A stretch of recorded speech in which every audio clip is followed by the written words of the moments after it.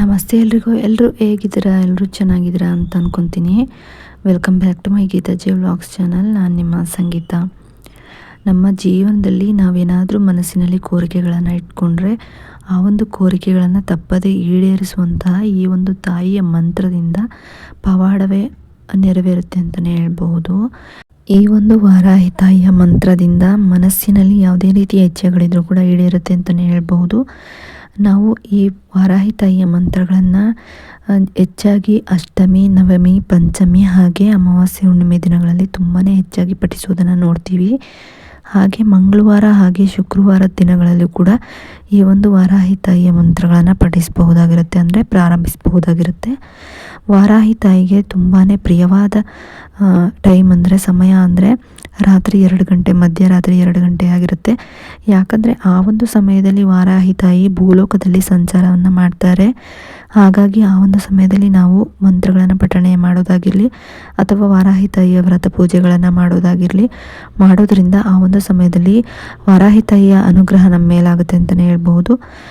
ಈ ವಾರಾಹಿ ತಾಯಿಯ ಮಂತ್ರಗಳನ್ನು ನಾವು ಪ್ರತಿನಿತ್ಯದ ಯಾವುದೇ ರೀತಿಯ ಸಮಸ್ಯೆಗಳಿದ್ರೂ ಕೂಡ ಆ ಒಂದು ಸಮಸ್ಯೆಗಳನ್ನು ಬಗೆಹರಿಸ್ಕೊಳ್ಳೋದಕ್ಕೆ ಈ ಒಂದು ಮಂತ್ರಗಳನ್ನು ಪಠಿಸಬಹುದಾಗಿರುತ್ತೆ. ವಾರಾಹಿ ತಾಯಿಗೆ ಹೆಚ್ಚಾಗಿ ದಾಳಿಂಬೆ ಹಣ್ಣು ತುಂಬಾ ಇಷ್ಟವಾದಂತಹ ನೈವೇದ್ಯವಾಗಿರುತ್ತೆ. ದಾಳಿಂಬೆ, ಪುಳಿಯೋಗರೆ ನೈವೇದ್ಯ ತುಂಬಾ ಹೆಚ್ಚಾಗಿ ಪ್ರಿಯವಾಗಿರುವಂಥ ನೈವೇದ್ಯಗಳಾಗಿರುತ್ತೆ. ನೀವು ನೈವೇದ್ಯವನ್ನು ಇಟ್ಟು ಕೂಡ ತಾಯಿಯ ಅನುಗ್ರಹವನ್ನು ಪಡ್ಕೋಬೋದಾಗಿರುತ್ತೆ. ನಾವು ಇದರಲ್ಲಿ ವ್ರತ ಪೂಜೆ ಯಾವುದು ಮಾಡೋ ಅವಶ್ಯಕತೆ ಇರೋದಿಲ್ಲ. ನೀವು ಕನಿಷ್ಠ ಅಂದರೂ ಈ ಒಂದು ಮಂತ್ರವನ್ನು 11 ಬಾರಿನಾದರೂ ಪಠಿಸಲೇಬೇಕಾಗುತ್ತೆ. ಈ ಒಂದು ಮಂತ್ರವನ್ನು ಬ್ರಾಹ್ಮಿ ಮುಹೂರ್ತದಲ್ಲಾದರೂ ಪಠಿಸಬಹುದಾಗಿರುತ್ತೆ, ಅಥವಾ ಸಂಜೆ ಟೈಮು ನೀವು ಗೋಧೂಳಿ ಲಗ್ನದಲ್ಲಿ ದೇವರ ಮನೆಯಲ್ಲಿ ದೀಪವನ್ನು ಹಚ್ತಿರಲ್ಲ ಆ ಒಂದು ಸಮಯದಲ್ಲಾದರೂ ಕೂಡ ಈ ಒಂದು ಮಂತ್ರವನ್ನು ಪಠಿಸಬಹುದಾಗಿರುತ್ತೆ. ವಾರಾಹಿ ತಾಯಿಗೆ ತುಂಬಾ ಪ್ರಿಯವಾದಂತಹ ದಿನಗಳಂದರೆ ಪಂಚಮಿ, ಅಷ್ಟಮಿ. ಆ ಒಂದು ದಿನಗಳಲ್ಲಿ ನೀವು ವಾರಾಹಿ ತಾಯಿಗೆ ಇಷ್ಟವಾದ ನೈವೇದ್ಯವನ್ನು ಇಟ್ಟು ಪೂಜೆಯನ್ನು ಮಾಡಿ ನಂತರ ಈ ಒಂದು ಮಂತ್ರಗಳನ್ನು ಪಠಿಸಬಹುದಾಗಿರುತ್ತೆ. ಇನ್ನು ನಾವೇನಾದರೂ ನಮಗೆ ಇಚ್ಛೆಗಳು ಈಡೇರಬೇಕು ಅನ್ನೋದಾದರೆ ಸಂಜೆ 6 ಗಂಟೆ ನಂತರ, ಅಂದರೆ ಗೋಧೂಳಿ ಸಮಯದಲ್ಲಿ, ಅಥವಾ ನೀವು ಮಧ್ಯರಾತ್ರಿ 2 ಗಂಟೆಲಾದರೂ ಕೂಡ ಮಾಡ್ಬೋದಾಗಿರುತ್ತೆ.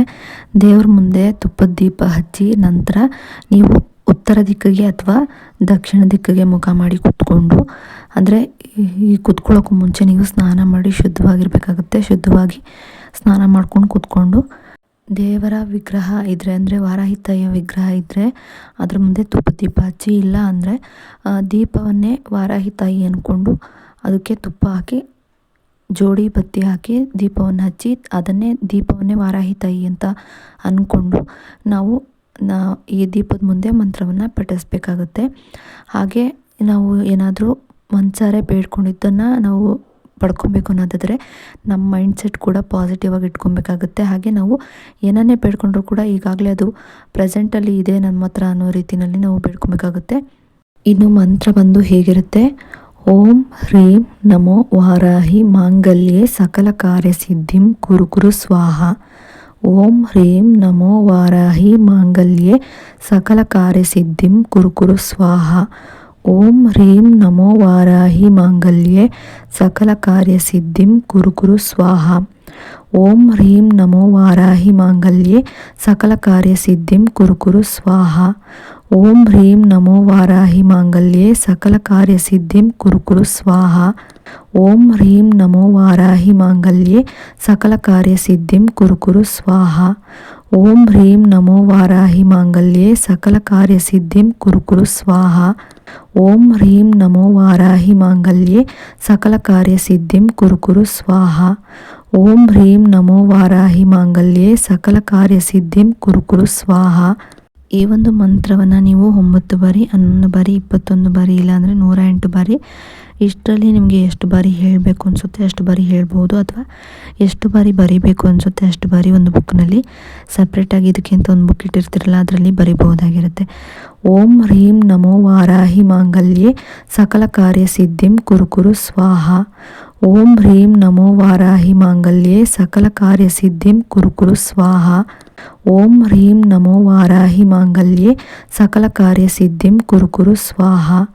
ಓಂ ಹ್ರೀಂ ನಮೋ ವಾರಾಹಿ ಮಾಂಗಲ್ಯೆ ಸಕಲ ಕಾರ್ಯಸಿದ್ಧಿಂ ಕುರು ಕುರು ಸ್ವಾಹ. ಈ ಒಂದು ಮಂತ್ರವನ್ನು ಪಠಿಸೋದ್ರಿಂದ ಅಥವಾ ಬರೆಯೋದ್ರಿಂದ ಎರಡರಿಂದನೂ ಕೂಡ ಒಂದೇ ರೀತಿಯ ಸಮನಾದ ಫಲಗಳನ್ನು ನಾವು ನೋಡ್ಬೋದಾಗಿರುತ್ತೆ. ಹೆಚ್ಚಾಗಿ ನಿಮಗೇನಾದರೂ ಆರೋಗ್ಯ ಸಮಸ್ಯೆ ಇದ್ದರೂ ಕೂಡ ಅಥವಾ ಹಣಕಾಸಿನ ತೊಂದರೆಗಳಿದ್ರೂ ಕೂಡ ಅಥವಾ ಯಾವುದೇ ಒಂದು ಕೆಲಸದಲ್ಲಿ ನಿಮಗೆ ಪ್ರಗತಿ ಅನ್ನೋದು ಕಾಣ್ತಿಲ್ಲ ಅಂದರೂ ಕೂಡ ಈ ಒಂದು ಮಂತ್ರವನ್ನು ಪಠಿಸಬಹುದಾಗಿರುತ್ತೆ. ಹೆಚ್ಚಾಗಿ ನಿಮ್ಮ ಮನಸ್ಸಿನಲ್ಲಿ ಯಾವುದೇ ರೀತಿಯ ಕೋರಿಕೆಗಳು ಅಥವಾ ಇಚ್ಛೆಗಳಿದ್ರೂ ಕೂಡ ಅವನ್ನು ಈಡೇರಿಸ್ಕೊಳ್ಳೋದಕ್ಕೆ ಈ ಒಂದು ಮಂತ್ರ ತುಂಬಾ ಹೆಚ್ಚು ಸಹಾಯಕಾರಿಯಾಗಿರುತ್ತೆ ಅಂತಲೇ ಹೇಳ್ಬೋದು. ಇನ್ನು ಈ ಒಂದು ವಿಡಿಯೋ ಏನಾದರೂ ನಿಮಗೆ ಇಷ್ಟ ಆಯಿತು ಅಂದರೆ ಲೈಕ್ ಮಾಡಿ, ಶೇರ್ ಮಾಡಿ, ಕಮೆಂಟ್ ಕೂಡ ಮಾಡಿ. ಇನ್ನಷ್ಟು ಇಂತಹ ವಿಡಿಯೋಗಳನ್ನ ನೀವು ತಿಳ್ಕೊಬೇಕು ಅನ್ನೋದಾದರೆ ನನ್ನ ಗೀತಾ ಜೆ ವ್ಲಾಗ್ಸ್ ಸಬ್ಸ್ಕ್ರೈಬ್ ಮಾಡ್ಕೊಳ್ಳಿ. ಸಬ್ಸ್ಕ್ರೈಬ್ ಪಕ್ಕ ಬೆಲ್ ಐಕನ್ ಬಟನ್ ಇರುತ್ತೆ, ಅಲ್ಲಿ ಆಲ್ ಆಪ್ಷನ್ ಮೇಲೆ ಕ್ಲಿಕ್ ಮಾಡಿದ್ರೆ ಯಾವುದೇ ರೀತಿ ವಿಡಿಯೋ ಮಾಡಿ ಅಪ್ಲೋಡ್ ಮಾಡಿದ್ರು ಕೂಡ ನಿಮಗೆ ನೋಟಿಫಿಕೇಶನ್ ಮೂಲಕ ಮೊದಲು ಬಂದು ತಲುಪುತ್ತೆ. ಆಗ ನಿಮ್ಮ ವಿಡಿಯೋನ ಮಿಸ್ ಮಾಡದೆ ನೋಡ್ಬೋದಾಗಿರುತ್ತೆ. ವಿಡಿಯೋ ನೋಡಿದ್ದಕ್ಕಾಗಿ ಥ್ಯಾಂಕ್ ಯು ಫಾರ್ ವಾಚಿಂಗ್.